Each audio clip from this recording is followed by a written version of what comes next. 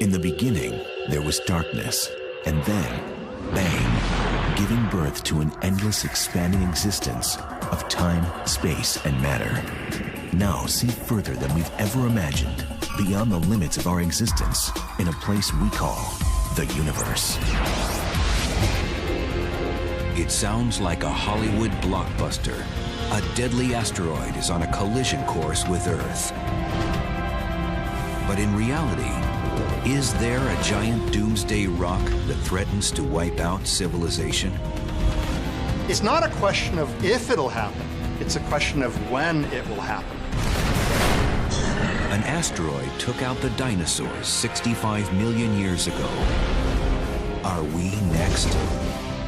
Go in search of these cosmic killers, assess their threat, and analyze the best ways to get them before they get us.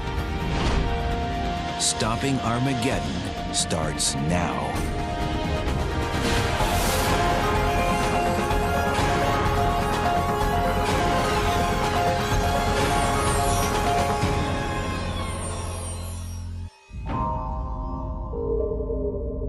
It came from somewhere in the asteroid belt between Mars and Jupiter.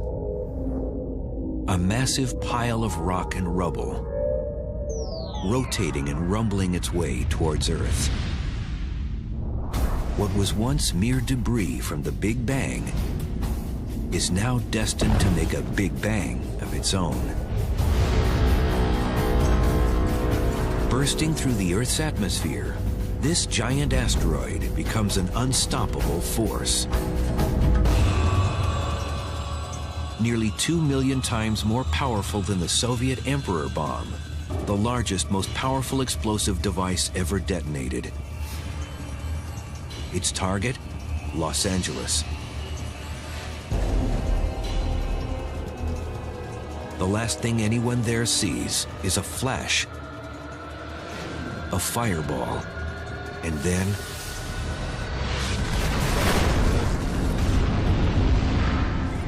if this asteroid were as large as we might imagine, a 10-kilometer asteroid, we would be talking about a crater that is 10 times larger than that. So we'd be talking about a 50-mile crater.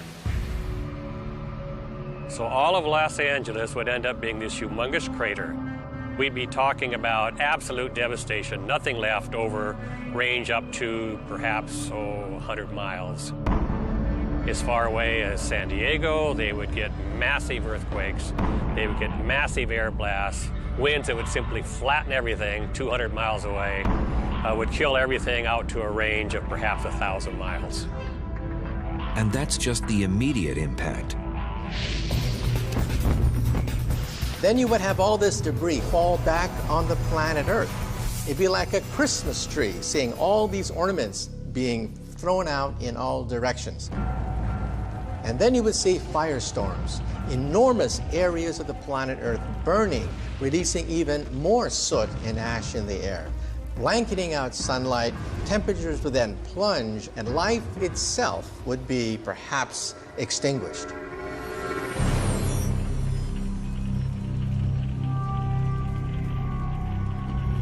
What you've just seen is a worst-case scenario of a major Earth impact event. The kinds of asteroids that can extinguish much of the life on Earth, most of the species, come around every, say, 100 million years or so. And it's not a periodic phenomenon. It doesn't happen every 100 million years. It could happen at any time, just on average, roughly once every 100 million years. So it's not a question of if it'll happen. It's a question of when it will happen.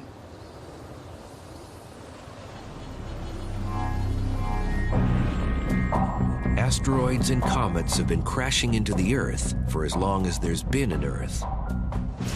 Soon after its formation, about 4.5 billion years ago, our planet became a frequent target in a cosmic shooting gallery. Asteroids and comets brought to the early Earth much of the organic materials and water that allowed life to form. Subsequent collisions, like the one that took out the dinosaurs 65 million years ago, punctuated evolution, allowing the most adaptable species, that's us, to rise to the top of the food chain. So we owe our very existence and our position to these objects that sometimes cause a threat. According to the Earth Impact Database, more than 160 impact craters have been identified. The largest one is called Chicxulub, Mayan for Tail of the Devil. This crater measures more than 110 miles in diameter. It was made by the asteroid that took out the dinosaurs when it crashed off Mexico's Yucatan Peninsula. Closer to home, the database also includes Meteor Crater in northern Arizona. Now a tourist attraction, this kilometer-wide hole was left by a huge chunk of cosmic iron ore that collided with Earth about 50,000 years ago. Much more recently, an enormous near-Earth object didn't leave a crater, but still made quite an impression. Packing the energy of a 15-megaton bomb, more than 1,000 times that of the one dropped on Hiroshima, it exploded over Tunguska, Siberia in 1908. It didn't even hit the ground, but the shock wave from this airburst flattened all the trees and vegetation in the area. It was like a gigantic hand that came down from the heavens to press all the forests and trees. That's the size of the devastation of Tunguska. If the Tunguska event had occurred over Moscow or New York or Los Angeles, the devastation would have been catastrophic, completely destroying the city and a vast area around it. Though the chances of a Tunguska-type event happening again are remote, perhaps once every 500 years, the potential for a major disaster, if it does occur, can't be ignored. That's why NASA established the Near-Earth Object Program at the Jet Propulsion Laboratory. Its mission is to find asteroids that pose the most serious threats to Earth. The first step in stopping Armageddon. 2032 is 0.02. These are just nominals. There's a 0.01. Whenever I'm asked what are the most important aspects of the Near-Earth Object Program, I say, well, the three most important aspects are find them early, and then find them early. Because if we can find them 10, 20, 30 years in advance of a problem, we have the technology now to mitigate them. The NEO program employs 5 full-time telescopes located across the American Southwest and around the world. They search the skies for asteroids, especially those measuring at least 1 kilometer in diameter, or about 2/3 of a mile and larger. Asteroids that big can cause worldwide devastation on impact. We can compare the process of finding asteroids to the process of figuring out where a golf ball is going to land after it's been hit. Now just imagine that instead of being able to see the golf ball continuously throughout its entire flight, I only have a handful of freeze-frame snapshots of it while it's moving. And now I've got to figure out where it's going to go.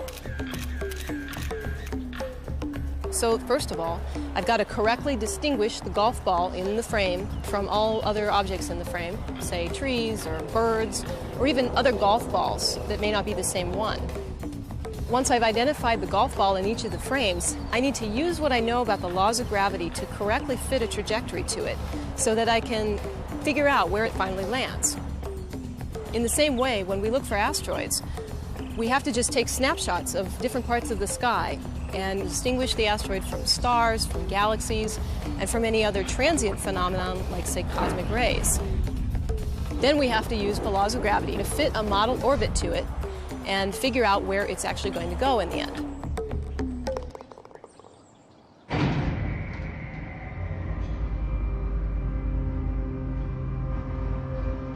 No telescopes in the NEO program have found more asteroids than those at Lincoln Near-Earth Asteroid Research, Linear for short.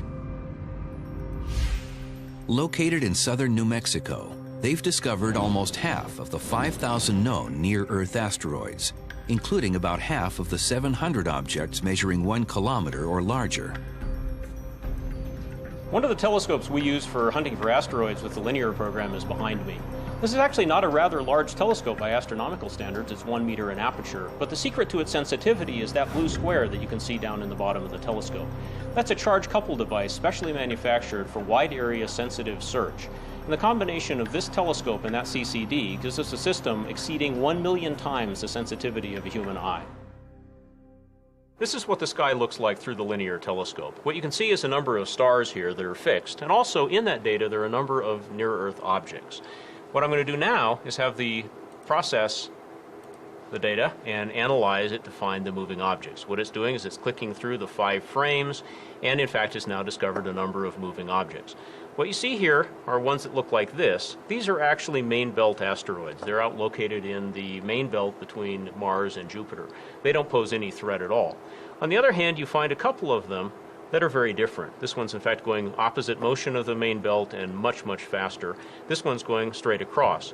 These are in fact near-Earth objects, and in fact these are 2 that Linear discovered.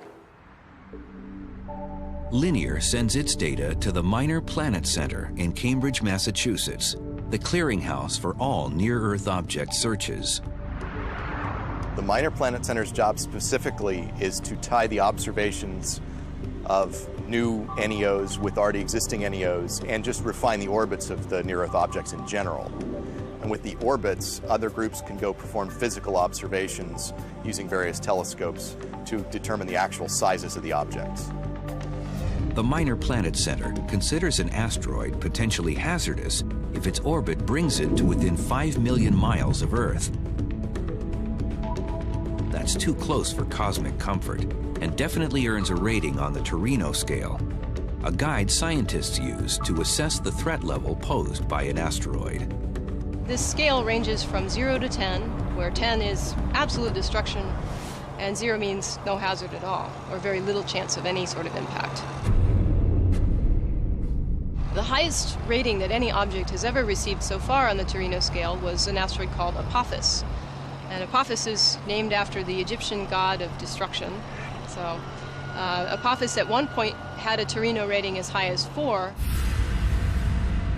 In fact, in the weeks following its discovery in December 2004, there was a time period when it appeared to have as high as a 2.7% chance of impact in 2029. That's about 1 in 37. These are roulette odds, not lottery odds.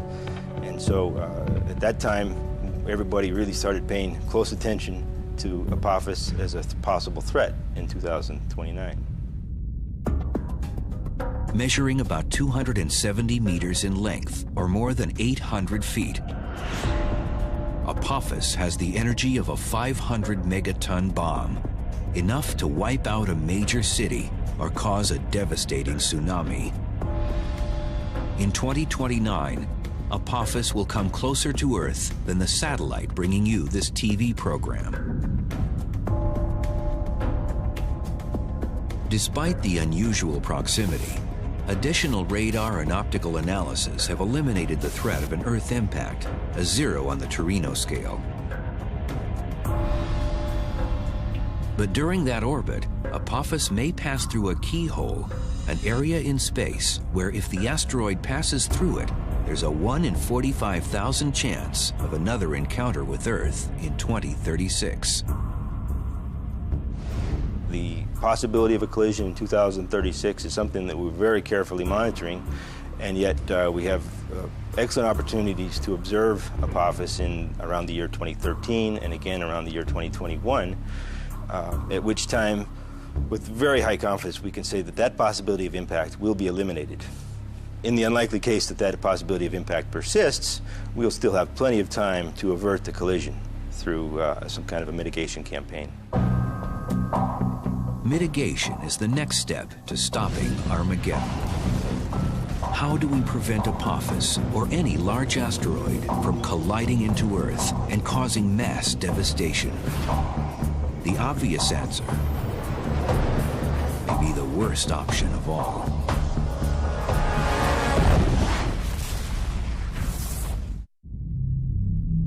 Our very survival depends on the answer to this question. If we find a large asteroid on track to collide with Earth, Can we do anything to prevent it from happening? You can think of an asteroid impact as a huge natural disaster. But the thing that makes this different than the kinds of natural disasters that we know about, hurricanes or earthquakes and things like that, is that in principle it's preventable. So your job isn't necessarily how do you clean up in the aftermath, but how do you prevent it? And that's an important distinction. Preventing a massive Earth impact brings us to step 2 for stopping Armageddon: mitigation. Neutralizing a deadly near-Earth object is no easy task. Take it from Hollywood. Or maybe not.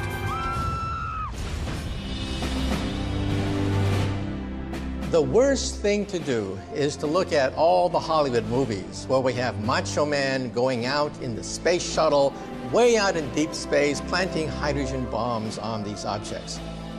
Well, first of all, the space shuttle can't even reach those distances. The space shuttle simply goes around the planet Earth itself. Second of all, and more important, to blow up an asteroid is the worst possible scenario.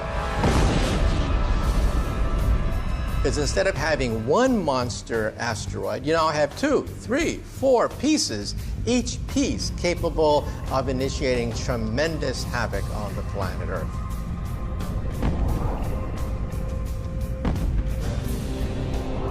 On the other hand, if it were a large object and you had enough time, several years, you could try and blow it up and hope that the shrapnel would miss the Earth, or most of it would. But large objects we almost certainly would find ahead of time. It's really the small, far more numerous objects that are the ones that are tough to deal with. If outright destruction, such as a Hollywood-style bombing, is too risky, or at best reserved for only the largest asteroids, there's a safer way to move a near-Earth object out of harm's way, and that's by deflection.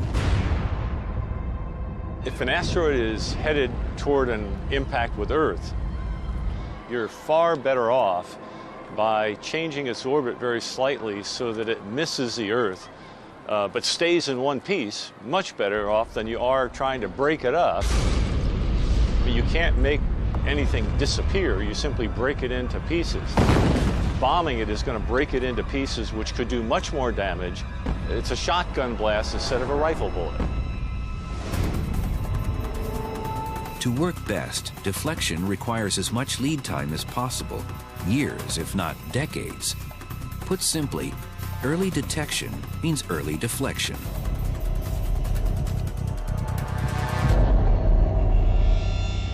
More importantly, the farther away it is, the less force we have to apply in order to cause a large shift in the asteroid's orbit.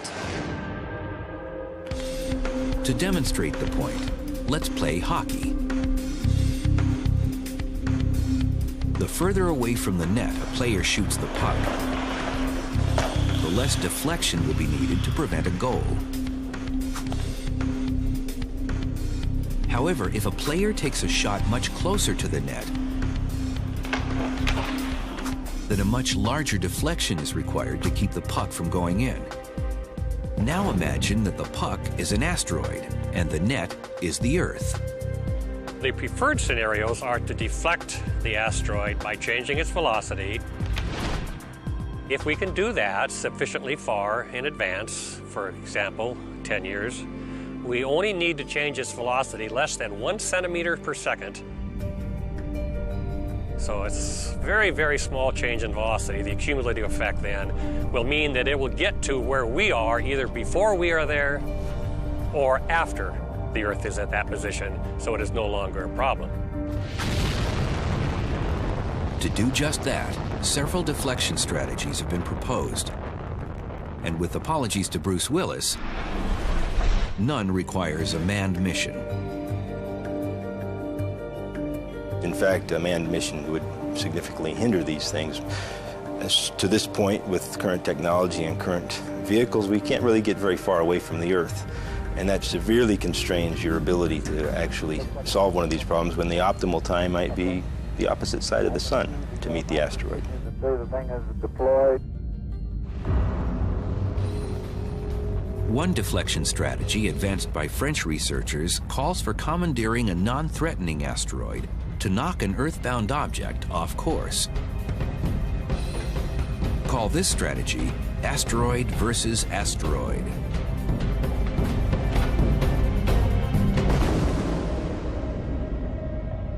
It's not totally outside the realm of possibility.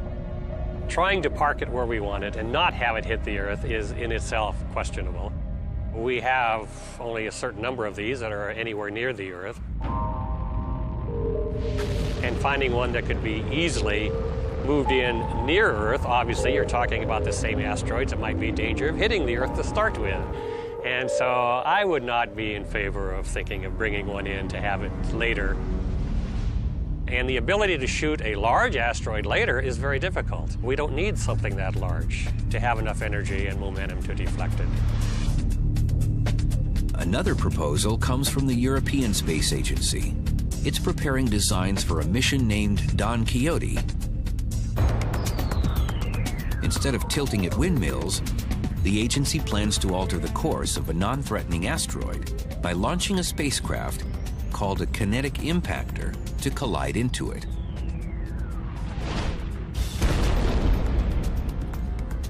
The kinetic impactor is number one in my toolbox of what I would do. It's very simple, it's straightforward, and we at least have a bottom line, a minimum effect that we know we can count on. We can launch something large enough at sufficiently high velocity within at least, let's say, 10 years, 20 years, to deflect an asteroid up into the several hundred meter range.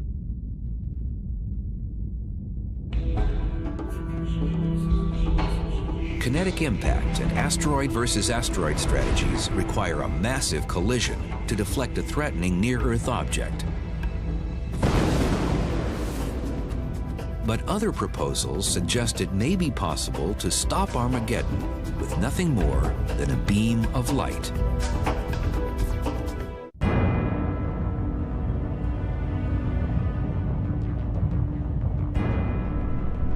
There are several ways to stop Armageddon.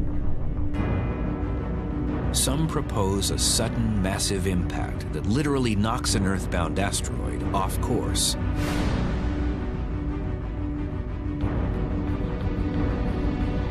Others suggest the mission can be accomplished without a collision by using other means, such as a standoff nuclear explosion, to push the asteroid out of harm's way.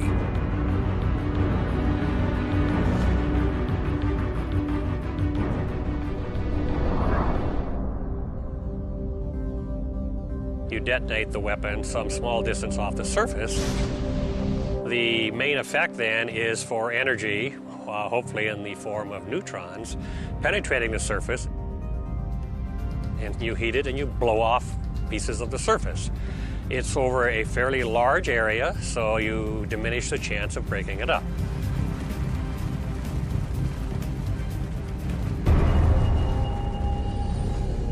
There's one problem, though.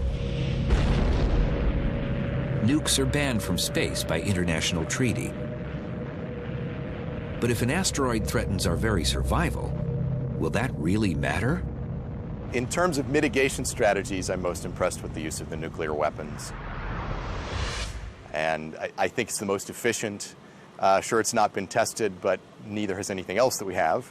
And also, just from a personal standpoint, I would much rather deflect an object than sacrifice North America. And if I had to go to court afterwards, that would be just fine with me. But you don't have to nuke an asteroid in order to nudge it. Safer methods include using solar sails.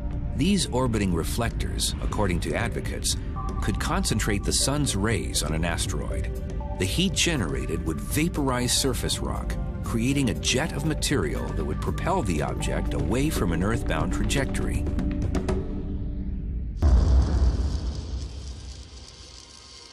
Then there are lasers. If they're powerful enough to cut the strongest metal and perform delicate surgeries, then maybe a more powerful version could deflect an asteroid. The laser is very attractive because it's more economical. It costs less, basically. It's easier to do. It could be a robotic spacecraft. The laser uses a beam of light to the asteroid, which causes material to fly off from the asteroid, which then pushes the asteroid. You don't have to carry the material up there that's going to exert the force on the asteroid. The laser can be very precisely directed. It's very gradual. It can be done over a 3-month period.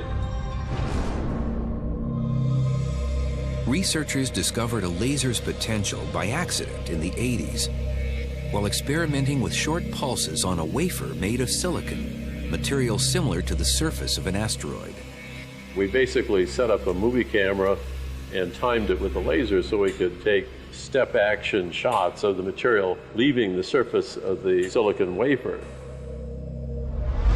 And we were surprised to discover what we found. That is, we can actually see these chunks of material coming off and see them vaporize. It was a scientific discovery as well as a new technology.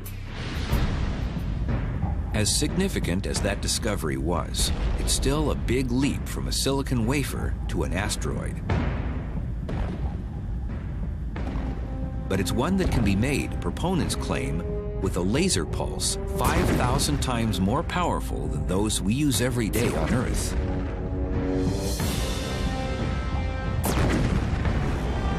This super laser, powered by existing rockets and solar panels, could park as many as 5 kilometers away from an asteroid, then use a series of short pulses rather than a continuous one to deflect it.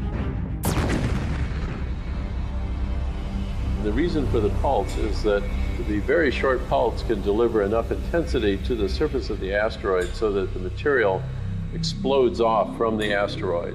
When that material explodes off from the asteroid, it pushes the asteroid in the direction that you want to send it.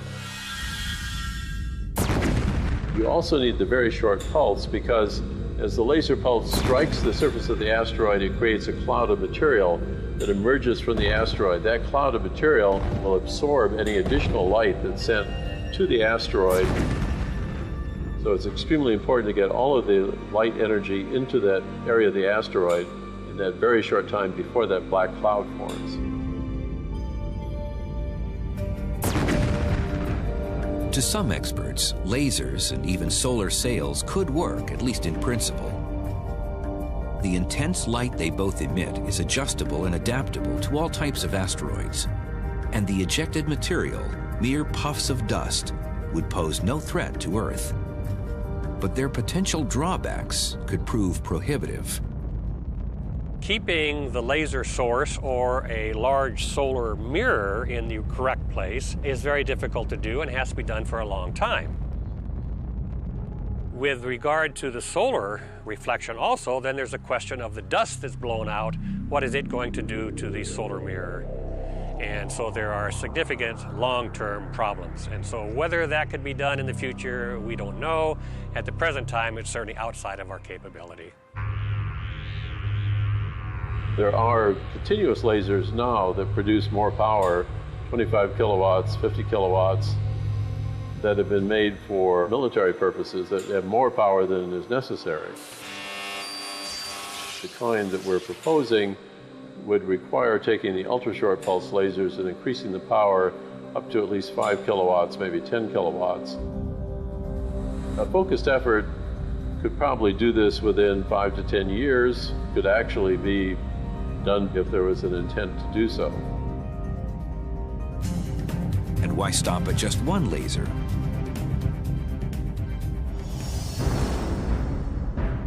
One day, a fleet of them could be permanently stationed around Earth to act as a defensive shield against asteroids that threaten us.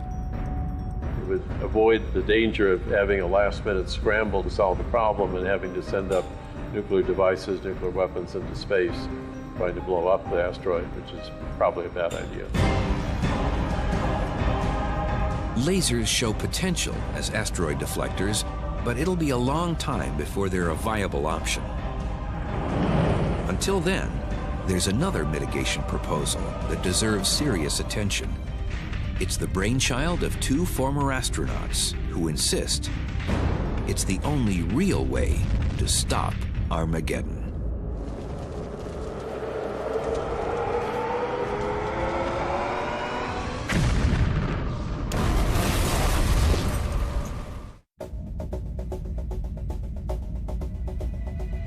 Of all the proposals to stop Armageddon, the most effective one may be a contraption called a gravity tractor.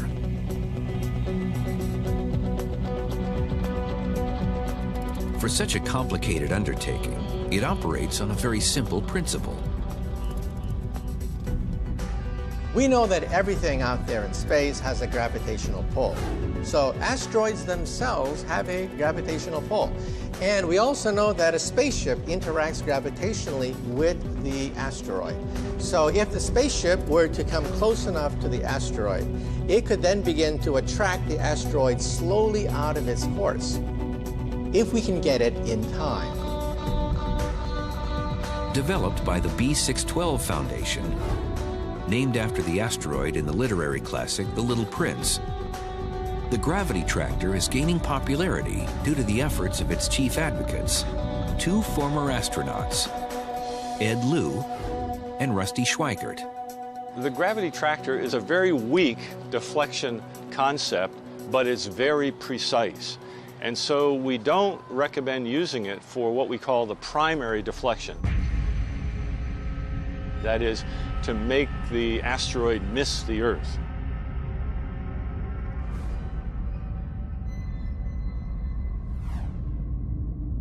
But once you've done that with a kinetic impact, which is a very imprecise maneuver, then you come in with the gravitational tractor and you make a very precision adjustment on what you've done with the primary deflection. The gravity tractor is one of the very few asteroid deflection mechanisms that is in any way realistic. The only two that are probably realistic right now are kinetic impactor, where you just basically run into the asteroid with a spacecraft, or the gravity tractor. Apart from those two, most of the rest of those are pretty much science fiction. Using mostly existing technology and powered by a combination of ion engines and solar panels, the gravity tractor itself is about the size and weight of a golf cart. Not very large by spacecraft standards, but it's still big enough, according to its proponents, to finish the job after a kinetic impact. This asteroid is spinning around an axis or tumbling, whatever, and I come up with the gravity tractor and I basically park here. I want to pull it in that direction. So in spite of the fact that it's tumbling, I don't ever touch it. I just pull up in front of it, if that's the direction I want to pull it, and I just stay there while it's tumbling. Let's say if the asteroid itself is 300 feet in diameter, then we would want to hover something like 250 feet from the center of gravity of that asteroid. In other words, about 1.5 radiuses out from that tumbling asteroid. I don't let the gravity of the asteroid pull me in. I have to fire my ion engine thrusters off to the side so I don't blast it. And by doing that, I stay right there for a week, a month, a year, whatever it takes. Ion engines go for long, long periods of time. And now, because I have a radio transponder in my gravity tractor, the Earth can track me very precisely, and I know exactly the change in the orbit that I've made to the asteroid itself. You're reshaping the solar system without ever touching anything. That ability to make controlled, precise movements is the gravity tractor's chief asset. What you need to do is make sure that after you've deflected any asteroid, that it doesn't come back and hit you at a later point. What a gravity tractor allows you to do is to measure precisely exactly where it's going and to make tiny corrections to it so that you are very certain that it is not going to come back and hit you. Despite this advantage, the gravity tractor's major drawback is its very small force, maybe too small to make a difference on a really big asteroid. The gravity tractor takes a long time and a small asteroid to be effective. It would have to be much smaller than 1 kilometer, perhaps 150 meters, 300 meters, something on the size of Apophis or smaller.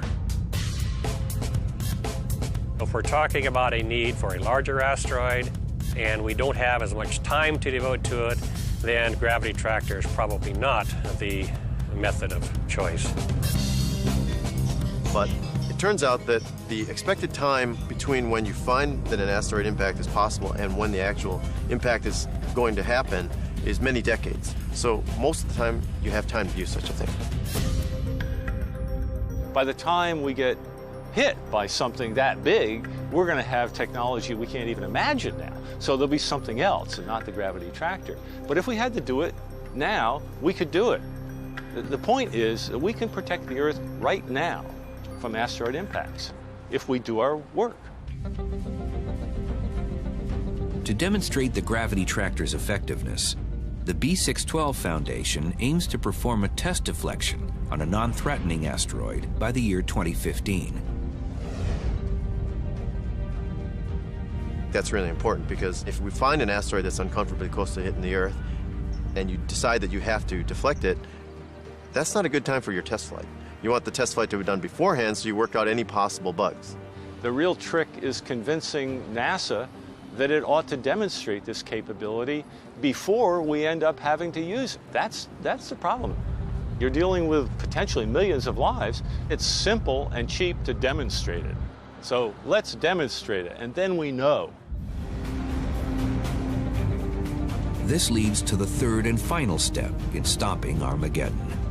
Who decides when and what to do if an asteroid has our name on it?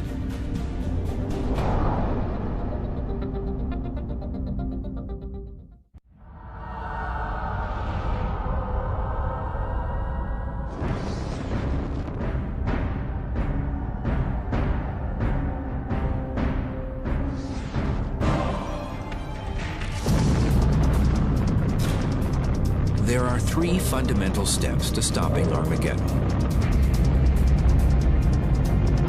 Detection and mitigation comprise the first 2.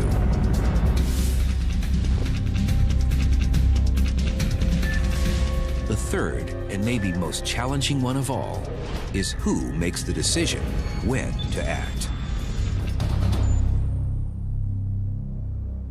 Right now, if we knew something were coming, I think it's likely that we would run around and not do anything in time. I think it's important to have basically sort of the manual. When the asteroid comes, what do we do? Answering this question gains urgency as bigger and better telescopes come online, such as PAN-STARRS, an acronym for Panoramic Survey Telescope and Rapid Response System.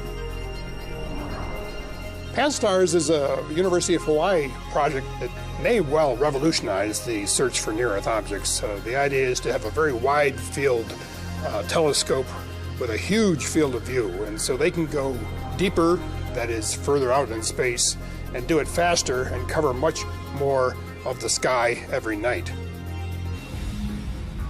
New programs like PAN-STARRS are going to increase the discovery rate, and so once we find the vast majority of these objects, we can easily track them 100 years into the future and see whether or not any of them are a problem.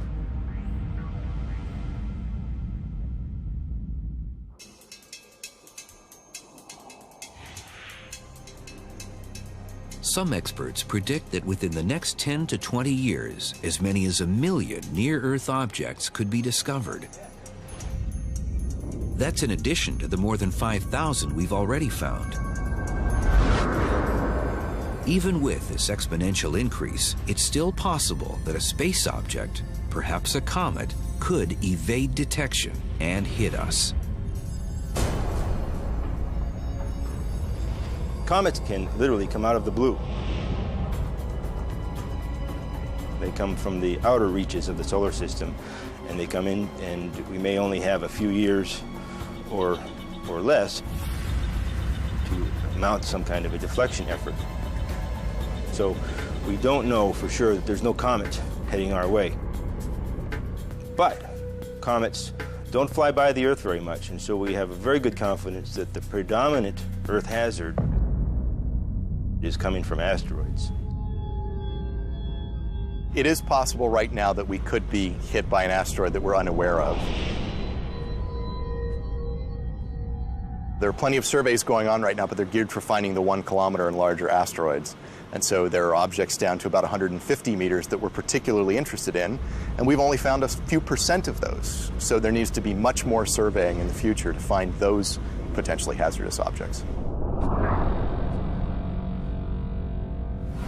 Right now, there are no protocols about what to do, when to act, and who makes these decisions in the event of an imminent Earth impact. So who has the authority and the capability to protect the Earth? NASA's current charter is to find them, track them, and physically characterize them. What are they made of? How are they put together? They don't yet have the charter to mitigate them. You can well imagine that an asteroid impact would be an international problem. So it's going to take some international cooperation to decide who does what and when. International decisions are extremely slow. I think it's important that countries get together and talk about a protocol for how you would make such a decision. And if they begin their quibbling and arguing at the moment they find it, they may quibble and argue all of their time away before they have to do something. The good news is this conceivably could unify the people of the world around something that affects all of us. And we could all work together to solve it. The whole globe is at risk, not just any one country, and not just spacefaring nations. So while the spacefaring nations may end up with the responsibility to do something, who pays for it? Who says do it? Who handles the liability? We're working with the United Nations to get them prepared to make rapid decisions. The Association of Space Explorers, an international organization of people who've flown in space, will submit recommendations for Earth impact preparedness to the United Nations in 2009. It's a first step. Until then, let these views serve as the best informed perspectives on the subject. We need to think in terms of this is something that's important for Earth, it's important for the children, it's important for the people who come after us, and it's our willingness to prepare at this time and to give them the tools so that should the threat emerge later on, that there will be the resources and the ability and the knowledge to resolve that threat. We may have another Tunguska, an event that is capable of wiping out an entire city, a city buster. However, on a scale of millions of years, perhaps 50 million years, we have the possibility of a life-extinguishing event. It's prudent to take efforts today because no one knows when the next impact will come. All we know is it's coming. Strangely enough, I am not concerned about a potential impact in the near future. I know the probabilities. It is unlikely. But it's also unlikely that you will get on a plane and it will crash. And we still spend lots of money making planes safe. We have various ways of doing that. To me, this is almost an actuarial problem. We're going to determine what the threat is and prevent it.